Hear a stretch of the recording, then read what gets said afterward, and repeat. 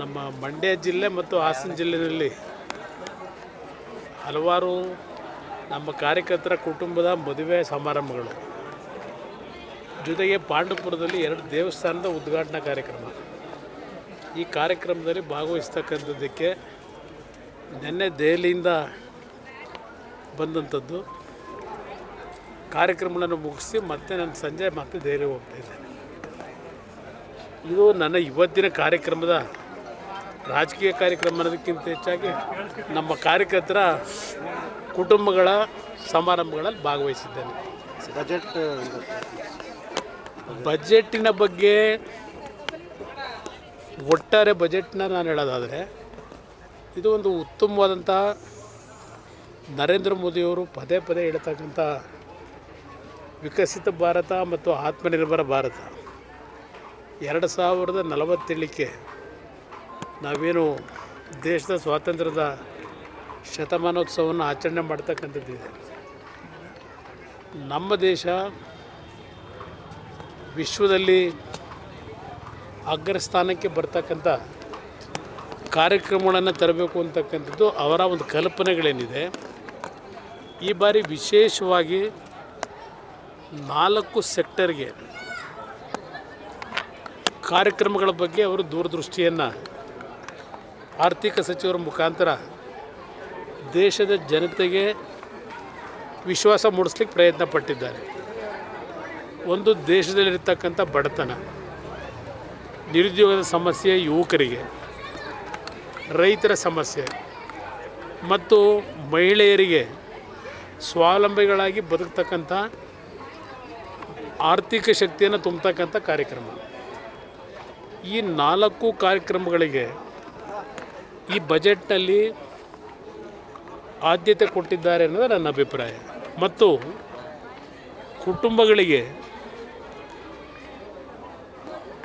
ಆರ್ಥಿಕವಾಗಿ ಶಕ್ತಿಯನ್ನು ತುಂಬತಕ್ಕಂಥದ್ದಷ್ಟೇ ಅಲ್ಲ, ಆ ಕುಟುಂಬಗಳ ಒಂದು ನಿರ್ವಹಣೆಗೆ ಖರ್ಚು ವೆಚ್ಚಕ್ಕೆ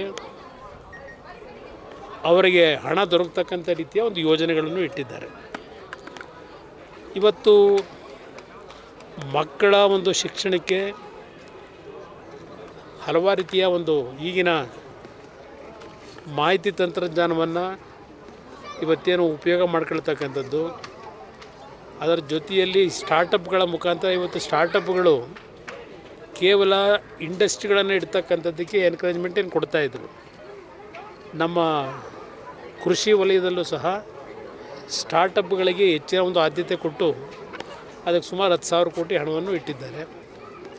ಹಲವಾರು ರೀತಿಯಲ್ಲಿ ಕೃಷಿ ವಲಯದ ಆರ್ಥಿಕ ಶಕ್ತಿಯನ್ನು ತುಂಬಬೇಕು ಅಂತಕ್ಕಂಥದ್ದು ಸಹ ಒಟ್ಟಾರೆ ಕಾರ್ಯಕ್ರಮದಲ್ಲಿ ನಾವು ಈ ಬಜೆಟ್ನಲ್ಲಿ ಕಾಣ್ಬೋದು. ನನ್ನ ಕರ್ನಾಟಕಕ್ಕೆ ಅಷ್ಟೇ ಅಲ್ಲ, ಇಡೀ ದೇಶಕ್ಕೆ ಇವತ್ತೇನು 50 ಲಕ್ಷ ಕೋಟಿ ರೂಪಾಯಿಗಳ ಬಜೆಟ್ ಇದು. ಪ್ರತಿಯೊಂದು ಜಿಲ್ಲೆಗಳು, ಪ್ರತಿಯೊಂದು ರಾಜ್ಯದ ಕಾರ್ಯಕ್ರಮಗಳನ್ನು ಯಾವುದೇ ಬಜೆಟಲ್ಲೂ ಘೋಷಣೆ ಮಾಡಲ್ಲ. ಅದು ಇರ್ತಕ್ಕಂಥದ್ದು ಸಹಜ. ಈಗ ಕರ್ನಾಟಕ ರಾಜ್ಯದಲ್ಲೇ ಬಜೆಟ್ ಮಂಡನೆ ಮಾಡ್ತಾರೆ. ಪ್ರತಿಯೊಂದು ತಾಲೂಕಿನ ಹೆಸರುಗಳನ್ನ ಹೇಳಿ, ಈ ತಾಲೂಕಿಗೆ ಇಷ್ಟು ಕೊಟ್ಟಿದ್ದೇವೆ ಅಷ್ಟು ಕೊಟ್ಟಿದ್ದೇವೆ ಅಂತ ಹೇಳ್ತಾರೆ. ಇದು ಒಟ್ಟಾರೆ ಸಮಗ್ರವಾಗಿ ಪ್ರತಿ ಇಲಾಖೆಯಲ್ಲಿ ಏನೇನು ಕೇಂದ್ರ ಸರ್ಕಾರದ ಕಾರ್ಯಕ್ರಮಗಳು ರಾಜ್ಯ ಸರ್ಕಾರದ ಜೊತೆಗೂಡಿ ಮಾಡ್ತಕ್ಕಂಥ ಕಾರ್ಯಕ್ರಮಗಳಿಗೆ ಹಣದ ಹಂಚಿಕೆ ಆಗಬೇಕು. ಆ ಹಂಚಿಕೆ ಆಯಾ ಇಲಾಖೆಗಳಲ್ಲಿ ಮೀಸಲಿಡ್ತಾರೆ. ವಿಶೇಷವಾಗಿ ಹೆಸರುಗಳನ್ನು ಹೇಳಲಿಕ್ಕಾಗೋದಿಲ್ಲ. ಈಗ ನಮ್ಮ ಸಿದ್ದರಾಮಯ್ಯನವ್ರು ಹೇಳಿರೋದೇ ನೋಡಿದ್ದೇನೆ. ರಾಜ್ಯದ ಮುಖ್ಯಮಂತ್ರಿಗಳು ನಮಗೆ ನೀರಾವರಿ ಕೊಟ್ಟಿಲ್ಲ, ಅದಕ್ಕೆ ಕೊಟ್ಟಿಲ್ಲ, ಇದಕ್ಕೆ ಕೊಟ್ಟಿಲ್ಲ ಹೇಳ್ತಾರೆ. ಒಂದು ನಿಮಿಷ, ಈ ದೇಶ ಸ್ವಾತಂತ್ರ್ಯ ಬಂದಿದ್ದು ನಾವು 1947, 1983ನೇ ಇಸ್ವಿಯವರೆಗೆ ನಮ್ಮ ರಾಜ್ಯದ ಆಡಳಿತ, ಕೇಂದ್ರ ಸರ್ಕಾರದ ಆಡಳಿತ ಎರಡನ್ನೂ ಕರ್ನಾಟಕ ರಾಜ್ಯದ ಜನತೆ ಕಾಂಗ್ರೆಸ್ ಪಕ್ಷಕ್ಕೆ ಕೊಟ್ಟಿದ್ದರು. ಮಧ್ಯದಲ್ಲಿ ಏನೋ ಒಂದು ಎಮರ್ಜೆನ್ಸಿ ಟೈಮ್ನಲ್ಲಿ ಚುನಾವಣೆಯಾಗಿ 2 ವರ್ಷ ಅದು ಕೇಂದ್ರದಲ್ಲಿ ಆಡಳಿತ ನಡೆಸಿದ್ದು ಬೇರೆ. ಅವತ್ತು ಕರ್ನಾಟಕದಲ್ಲಿ ಕಾಂಗ್ರೆಸ್ ಅಧಿಕಾರದಲ್ಲಿತ್ತಲ್ವೇ.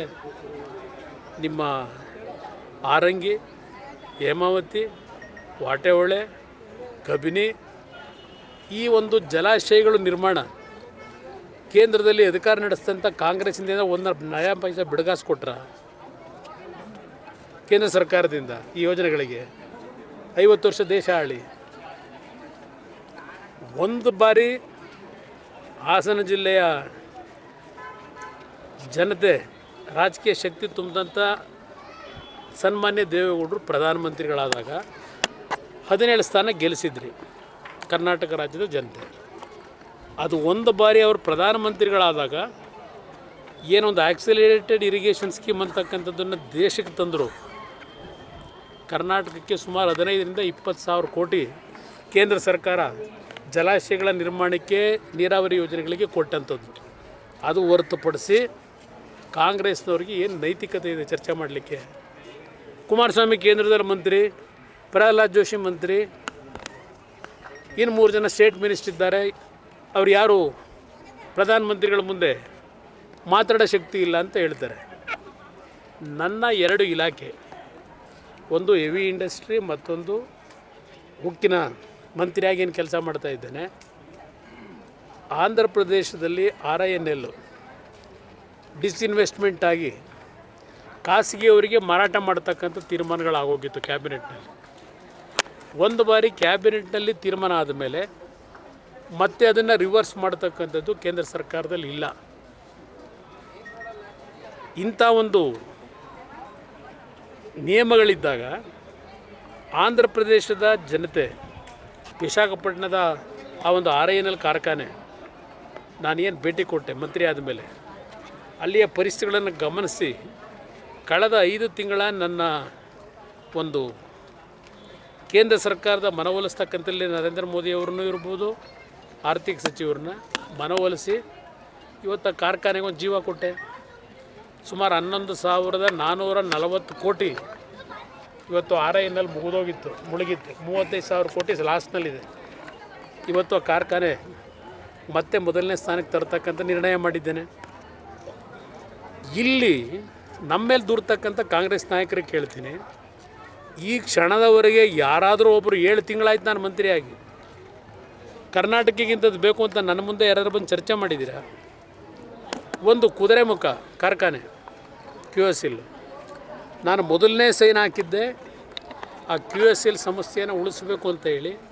ಅಲ್ಲಿ ಈಗ 1,400 ಜನ ಕೆಲಸ ಮಾಡ್ತಾ ಇದ್ದಾರೆ. 1,700 ಕೋಟಿ ಹಣ ಆರ್ಥಿಕ ನೆರವನ್ನು ಕೊಡ್ತಕ್ಕಂಥದ್ದಕ್ಕೆ ತೀರ್ಮಾನ ತಗೊಂಡೆ. ನಾನು ತೀರ್ಮಾನ ಕೊಟ್ಟ ತಕ್ಷಣಲೇ ಆ ಕಾರ್ಖಾನೆ ಮುಚ್ಚಿಸ್ಲಿಕ್ಕೆ ಏನೇನು ಈ ರಾಜ್ಯ ಸರ್ಕಾರ ಏನೇನು ಮಾಡಿದ್ರಿ?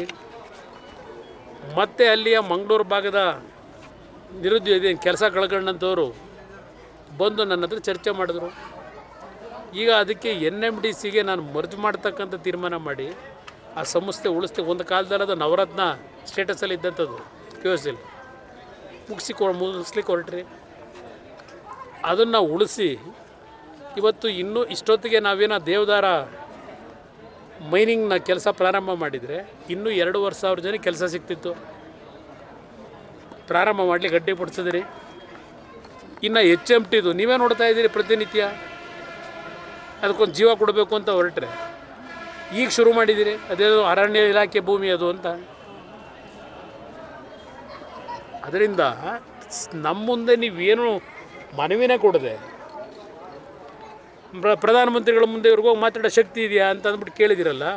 ಹೌದಪ್ಪ, ಶಕ್ತಿ ಇದ್ದಿದ್ದಕ್ಕೇ ಇವತ್ತು ಆಂಧ್ರ ಪ್ರದೇಶದಲ್ಲಿ ವಿಶಾಖಪಟ್ಟಣದಲ್ಲಿ ಮೊನ್ನೆ 2.5 ಗಂಟೆ ಏರ್ಪೋರ್ಟಿಂದ ಕಾರ್ಖಾನೆವರೆಗೆ ಮೆರವಣಿಗೆ ಮಾಡಿದ್ರು.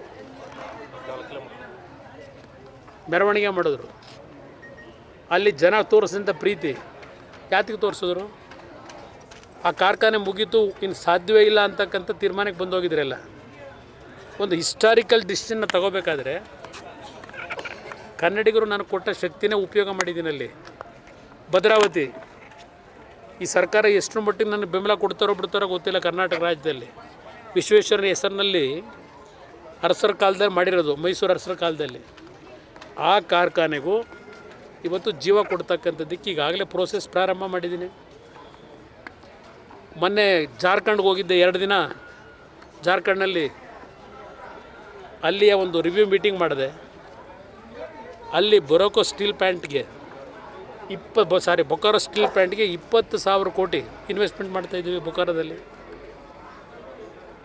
ನೀವಿಲ್ಲಿ ನಮ್ಮನ್ನು ಯಾವ ಥರ ಉಪಯೋಗ ಕುಮಾರಸ್ವಾಮಿ ಕರ್ನಾಟಕಕ್ಕೆ ಬರ್ತಾನೆ ಅಂದರೆ ಒಟ್ಟು ನಾವು ನಿಮಗೆ ಯಾವ ನೈತಿಕತೆ ಇಟ್ಕೊಂಡಿದ್ರಿ ಚರ್ಚೆ ಮಾಡಲಿಕ್ಕೆ? ಅದರಿಂದ ಇಲಾಖಾವಾರು ಏನೇನು ಕೊಡಬೇಕು ಕೊಡ್ತಾರೆ ಇರ್ತಕ್ಕಂಥ ವ್ಯಾಪ್ತಿ ಒಳಗೆ, ಪರಿಮಿತಿ ಒಳಗೆ. ಅದರಿಂದ ನಾನು ಈ ರೀತಿಯ ಹೇಳಿಕೆಗಳಿಗೆ ಸೀಮಿತ ಮಾಡ್ಕೊಂಡು ಸಂಘರ್ಷ ಮಾಡ್ಕೊಂಡ್ರೆ ಏನೂ ಉಪಯೋಗ ಬರಲ್ಲ. ಇದನ್ನು ಅವ್ರಿಗೆ ಸ್ಪಷ್ಟವಾಗಿ ಹೇಳಲಿಕ್ಕೆ ಬಯಸ್ತಾರೆ. ಸರ್, ರಾಜ್ಯದಲ್ಲಿ ಪ್ರಚಲಿತ ಬಿಜೆಪಿಯಲ್ಲೂ ಒಳ ಜಗಳ ಇದೆ, ಕಾಂಗ್ರೆಸ್ನಲ್ಲೂ ಇದೆ, ನಿಮ್ಮ ಪಕ್ಷದಲ್ಲೂ ನಮ್ಮ ಪಕ್ಷದಲ್ಲಿ ಏನಿದೆ, ಜಿಟಿ ದೇವೇಗೌಡರು ನಿಮ್ಮ ಏಕವಚನದಲ್ಲಿ ಮಾತಾಡ್ತಾರೆ. ಬಿಡಿ, ಅವ್ರದ್ದು 15 ವರ್ಷದಿಂದ ನೋಡಿದ್ದೀನಿ, ತಲೆ ಹಾಕಿ ಹಿಡಿಸ್ಕೊತೀರಿ. ಅವ್ರು ಹೊಗಳೋದು ಎಷ್ಟೊತ್ತು ಮತ್ತು ಬೈಯೋದು ಎಷ್ಟೊತ್ತು. ನಮ್ಮ ಪಕ್ಷದಲ್ಲಿ ಯಾವುದೇ ರೀತಿ ಗೊಂದಲಗಳಿಲ್ಲ. ಅವ್ರಿಗೆ ವೈಯಕ್ತಿಕವಾದೇನೋ ಸಮಸ್ಯೆಗಳಿರ್ಬೋದು, ಪಕ್ಷದ ಸಮಸ್ಯೆ ಅಲ್ಲ ಅದು. ಅವ್ರ ವೈಯಕ್ತಿಕ ಸಮಸ್ಯೆಗಳಿಂದ ಅವ್ರದ್ದೇನೋ ಪರ್ಸನಲ್ ಅಜೆಂಡಾಗಳಿರ್ಬೋದು. ಆದರೆ ನಮ್ಮ ಪಕ್ಷದಲ್ಲಿ ಯಾವುದೇ ಗೊಂದಲ ಇಲ್ಲ, ಯಾವುದೇ ಗುಂಪುಗಾರಿಕೆ ಇಲ್ಲ. ಬೇರೆ ಪಕ್ಷದ ಅವ್ರ ಪಕ್ಷಕ್ಕೆ ಸೇರಿರ್ತಕ್ಕಂಥ ಅದಕ್ಕೆ ನಾನು ಉತ್ತರ ಕೊಡೋದು ತಪ್ಪಾಗ. ಬಟ್ ಬಿಜೆಪಿ ಒಳಗಿನ ಎಲ್ಲ ಬೆಳವಣಿಗೆಗಳು ಎಲ್ಲ ಒಂದು ಕಡೆ ರಾಷ್ಟ್ರ ಮಟ್ಟದಲ್ಲಿ ಅಧಿಕಾರ ಹೈಕಮಾಂಡ್ ಇದೆ, ಅವರದೆಲ್ಲ ಸರಿಪಡಿಸ್ಕೊತಾರೆ. ಬದಲಾವಣೆ ವಿಚಾರನೂ ಅದು ನಮಗೆ ಸಂಬಂಧ ಇಲ್ಲ. ಕಾಂಗ್ರೆಸ್ನವ್ರು ಅವ್ರು ತೀರ್ಮಾನ ಮಾಡ್ಕೋಬೇಕು, ಅದು ನನಗೇನು ಸಂಬಂಧ. ನಿರೀಕ್ಷೆಗಳು ಇಟ್ಕೊಂಡಿದ್ರು ಏರ್ಪೋರ್ಟ್. ನಾನು ನೋಡಿ, ಬಜೆಟಲ್ಲಿ ಬರದೇ ಇರ್ಬೋದು. ಹಾಸನದ ಏರ್ಪೋರ್ಟ್ ವಿಷಯದಲ್ಲಿ ಈಗಾಗಲೇ ನಾನು ಸಿವಿಲ್ ಏವಿಯೇಷನ್ ಮಿನಿಸ್ಟರ್ ಹತ್ರ ಚರ್ಚೆ ಮಾಡಿ ಅಲ್ಲಿಂದಲೇ ಏನಾದರೂ ಹೆಚ್ಚಿನ ರೀತಿಯಲ್ಲಿ ನೆರವನ್ನು ಪಡಿಬೇಕು ಅನ್ನೋದಕ್ಕೆ ಪ್ರಯತ್ನ ಪಡ್ತಾ ಇದ್ದೇನೆ. ಅದಕ್ಕೆ ರಾಜ್ಯ ಸರ್ಕಾರ ಸ್ಪಂದಿಸಬೇಕು. ಇವತ್ತು ಅಲ್ಲಿ ಏನೇನು ನಡೆದಿದೆ, ಸ್ಥಳೀಯವಾಗಿ ಯಾರ್ಯಾರು ಸೇರ್ಕೊಂಡು ಏನೇನು ಭೂಮಿ ಒಡೆದು ಏನೋ ಬಡಾವಣೆ ರಚನೆ ಮಾಡಿ ನಾವು ಏರ್ಪೋರ್ಟ್ ಮಾಡಿದ್ರೆ ಜನ ಓಡಾಡೋಕ್ಕಲ್ಲ ಮಾಡಬೇಕು ಅಂತ ದೇವೇಗೌಡರ ಕನಸು. ನಮ್ಮ ರೈತರು ಬೆಳೀತಕ್ಕಂಥ ಬೆಳೆಗೆ ಒಂದು ಹೊಸ ಪದ್ಧತಿಯಲ್ಲಿ ರೈತರ ಕೃಷಿ ವಲಯಕ್ಕೆ ಉತ್ತೇಜನ ಕೊಟ್ಟು ಬೆಳೆದಂಥ ಬೆಳೆ ವಿದೇಶಗಳಿಗೆ ಏರ್ ಕಾರ್ಗೋದಲ್ಲಿ ಎಕ್ಸ್ಪೋರ್ಟ್ ಮಾಡಿ ರೈತರ ಆರ್ಥಿಕ ಶಕ್ತಿಯನ್ನು ಸದೃಢಗೊಳಿಸಬೇಕು ಅನ್ನೋದು ದೇವೇಗೌಡರ ಒಂದು ಕನಸಿದೆ. 25 ವರ್ಷದಿಂದ ಪಾಪ ಅದ್ರ ಬಗ್ಗೆನೇ ಅವ್ರ ಚಿಂತೆ. ಇವರು ಎಷ್ಟರ ಮಟ್ಟಿಗೆ ಇವರು ಬೆಂಬಲ ಕೊಡ್ತಾ ಇದ್ದಾರೆ, ಇದು ಇರ್ತಕ್ಕಂಥ ಪ್ರಶ್ನೆ. ಸೆಂಟ್ರಲ್ ಮಿನಿಸ್ಟರ್ ಸಕಾರಾತ್ಮಕ ಸ್ಪಂದನೆ ಮಾಡಿದ್ದಾರೆ ಅದಕ್ಕೆ. ಯಾವುದು ಅವರು ಎಲ್ಲ ರೀತಿ ಸಕಾರಾತ್ಮಕ ಸ್ಪಂದಿಸಿದ್ದಾರೆ. ಜೊತೆಗೆ ಒಂದು ಇಲ್ಲಿಯ ಇನ್ಫ್ರಾಸ್ಟ್ರಕ್ಚರ್ ಸೆಕ್ರೆಟರಿ ಏನಿದ್ದಾರೆ, ಒಂದು ಸಭೆ ಕರೀರಿ ಅಂತಲೂ ರಿಕ್ವೆಸ್ಟ್ ಮಾಡಿದ್ದೀನಿ. ಮಿನಿಸ್ಟ್ರಿಗೆ ಕರೀತಾರೆ ಸದ್ಯದಲ್ಲಿ. ರಾಜ್ಯದಲ್ಲೇ ಅವರು ಹೋರಾಟ ಮಾಡಬೇಕು ಅನ್ನೋದಿದೆ. ಅವರು ನನಗೀಗೇನು ಹೆಚ್ಚಿನ ಜವಾಬ್ದಾರಿ ಪ್ರಧಾನಮಂತ್ರಿಗಳು ಕೊಟ್ಟಿದ್ದಾರೆ. ಇಲ್ಲಿ ಪಕ್ಷದ ಸಂಘಟನೆಗೆ ನನ್ನ ವಯಸ್ಸಿನ ಸಮಸ್ಯೆ ಇದ್ದರೂ ಪಕ್ಷದ ಸಂಘಟನೆಗೆ ಕಾರ್ಯಕರ್ತರಿಗೆ ಒಂದು ಶಕ್ತಿ ತುಂಬಲಿಕ್ಕೆ ನಾನೇ ಓಡಾಡಬೇಕು ಅಂತಕ್ಕಂಥ ನಿರ್ಧಾರ ಮಾಡಿದ್ದೀನಿ ಅಂತ ಈಗಾಗಲೇ ಘೋಷಣೆ ಮಾಡಿಬಿಟ್ಟಿದ್ದಾರೆ. ಈಗ ನನಗೆ ಬೇರೆ ಬೇರೆ ರೀತಿಯಲ್ಲಿ ಒತ್ತಡಗಳಿದೆ ಅಂತ ಹೇಳಿ. ಆದರೆ ನಾನು ಈಗಲೂ ನಮ್ಮ ರಾಷ್ಟ್ರೀಯ ಅಧ್ಯಕ್ಷರಿಗೆ ಮನವಿ ಮಾಡೋದು, ನಮಗೆ ನಮ್ಮ ಮುಂದೆ ಇರಬೇಕಿನ್ನು ಈ ರಾಜ್ಯಕ್ಕೆ ಅವರ ಒಂದು ಕನಸುಗಳೇನಿತ್ತು ಅದನ್ನು ನನಸು ಮಾಡತಕ್ಕಂಥ ಒಂದು ಕಾಲ ಈ ನಾಡಿನ ಜನತೆ ಕೊಡ್ತಾರೆ ಅಂತಕ್ಕಂಥ ನಂಬಿಕೆ ಇಟ್ಕೊಂಡಿದ್ದೇನೆ.